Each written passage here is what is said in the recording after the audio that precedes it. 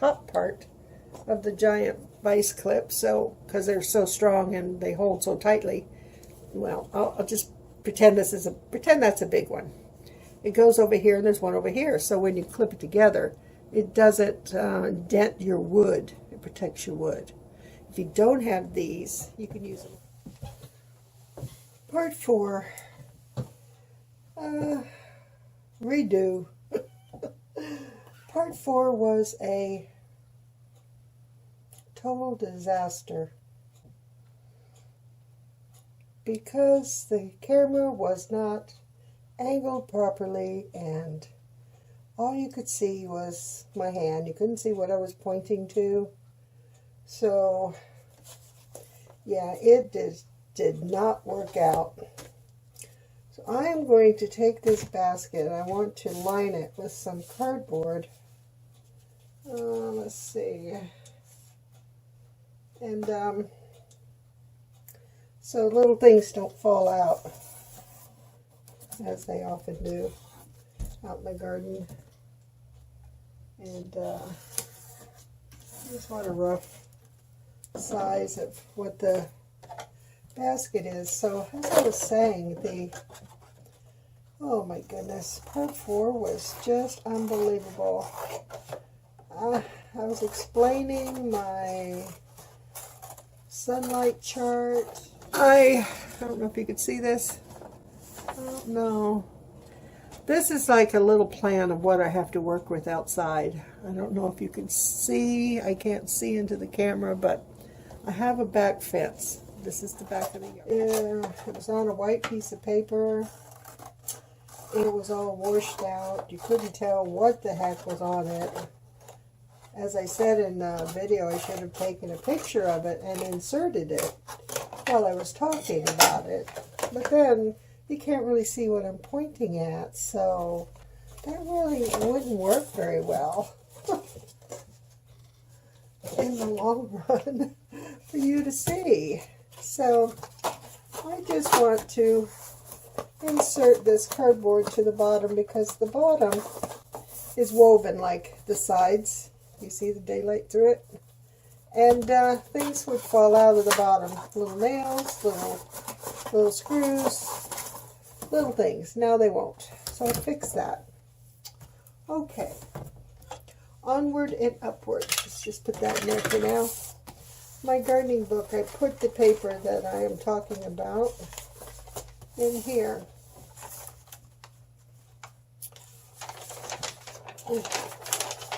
That you couldn't see the first time around. So let's see if I can get a picture of it. Okay, I'm going to use that piece of paper as a guide for the camera. What I was going to show you, or what I was trying to show you in part 4, was this tote that I put together of things that are handy for the garden and organizing at the same time.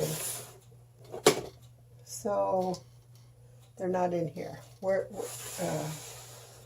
are the clips? Alrighty then, I found them. This was towards the end of the day of searching for something else all day long. And I had done this early on. And, okay, start over. I put them in this basket. I organized the clips while I was organizing my tote here for my garden supplies that I'll keep handy when the gardening season starts for me. Probably the end of May, middle of June. So I was explaining about yesterday about these clips, about the giant vice clips, so because they're so strong and they hold so tightly. Well, I'll just pretend that's a big one. It goes over here. There's one over here. These binder clips that worked really well in your garden. I was also explaining about these little clips. It goes over here. There's one over here. So when you clip it together, it doesn't dent your wood. It protects your wood. If you don't have these, you can use a little piece of cardboard right here where it touches the wood. That work well on tarps when it's windy. You could buy packages of the smaller ones. You can buy all different sizes. They come in multiple sizes, as you can see here. Many different sizes and whatnot, for whatever strength you need it to be. But these are easy to open and close. Whereas, I don't know where they are. They're in the garage somewhere. There's heavy-duty binder clips that you women know what I'm talking about. It takes 2 hands to open because the spring-loaded is so... Either mine are still so new they haven't worn in, but they come with little protective covers because they're so strong. And when they clip on something, boy, it ain't coming off. So a lot of them will give you these. I'll pretend here that this is a big clip. Let's just pretend this is a big boy. So they'll come with these little protectors for the end. So when you clip down on a piece of wood, because they're mainly for woodworking, but you can use them for gardening, many uses. But it'll keep it from denting your wood. You can also use a piece of paper towel, a piece of cardboard, in lieu of these if you don't have these, or you lose them. Now this one kept falling off of one of my clamps, which I think is outside in a storage. I think that's where they are. Because I stuck this in here, in my little kit, to remind me to put it back on the clamp in the spring. So that's what I was trying to explain to you about these clips and how nice they are. They hold tarps. It's a good size for that. Now I had them in all over the place. Everything was strung all over the place, which is usually how it happens. You know, I'll put them in a little, I reuse these containers a lot. These are from salads. This one happens to be from potato and egg salad that I used to like to get. I don't get that anymore because I don't go shopping anymore. I let my daughter do it for me, and I don't ask her for this stuff. But that has nothing to do with what I'm trying to tell you. Anyway, I would have everything thrown into multiples of these. There were plastic clothespins in there. The clips I just showed you. There'll be these clips that are great for tomatoes. They don't last very long, but they are good for a quick, handy tying up of the tomato stem to your pole. They work well, so I put them all together. I'm trying to organize myself this year because I spend more time looking for stuff than I do actual gardening. I don't know about you. And then, of course, all my wooden used clothespins that... the older ones work really well and last a long time, but the newer ones you buy these days, and like this is one of the newer ones, they don't. A little bit of wind, they get twisted, and when they twist, they go boing. Yeah, boing. The plastic ones, I find, will hold longer than the wooden ones, but as you can see, with the sun beating down on them, they don't last very long. They break, they crack, but they don't go doing. See, still working. Very secure in there with the metal, but that'll poke you, I'm sure. So that's probably meant for the garbage or whatever.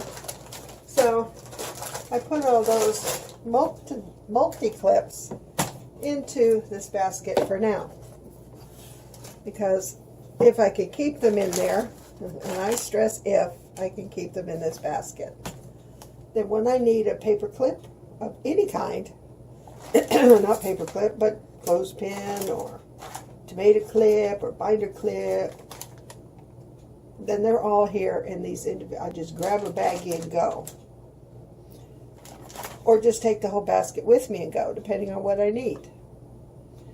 I think that's a good idea. If it works, I'll let you know in the fall whether or not this plan worked.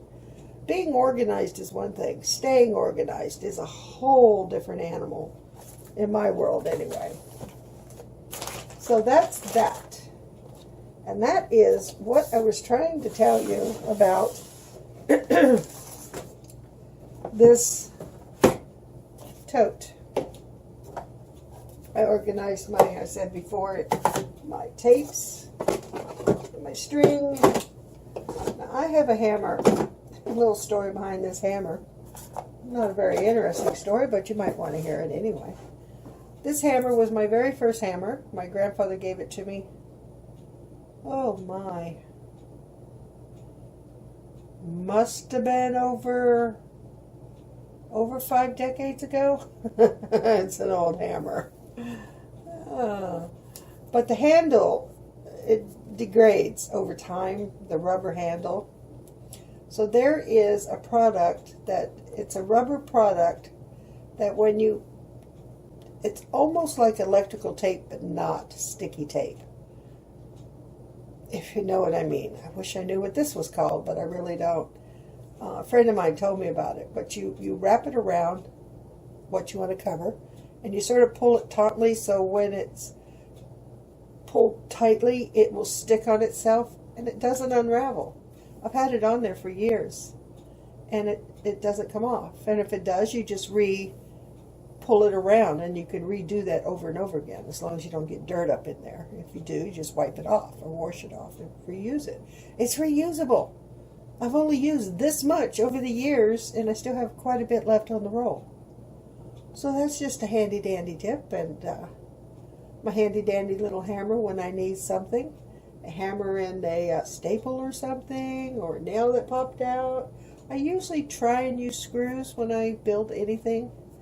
I don't particularly use nails because 9 times out of 10 I want to redo something, and then you're splitting the wood trying to get it apart, pop the nails out, and it usually cracks the wood. So if you use screws, they're easy to come out, and if you want to repurpose the wood, then it's in fairly good shape to do so. I'll put that back in there. I watched a video of a sweet young lady in the UK. Can't think of her name at the moment. But she heard about these scrunchie pads that you could buy. I think it comes 5 or 6 to a packet. And what she did was she cut down the side and cut out a little circular area and spread it apart and put it at the neck of her brassica plants that she has, to try and deter the slugs from oozing over the top of the pads. So far in her gardening videos, it's working. She doesn't have it on all of the plants, so I don't know if the slugs are, getting those, or why she didn't do all the plants. Perhaps she's running a test to see if they work. But she did order some wool. It came in a big plastic container, and it's just wool, and that seemed to work well for deterring her slugs and snails.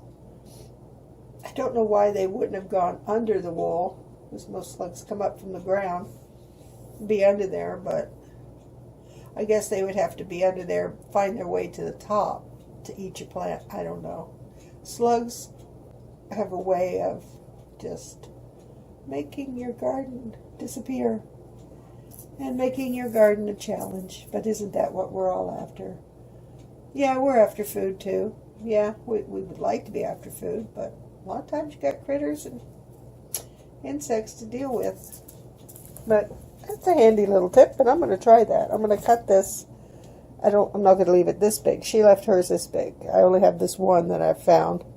I'm going to cut it in half and try it on something brassicas that I have down in my yard this year.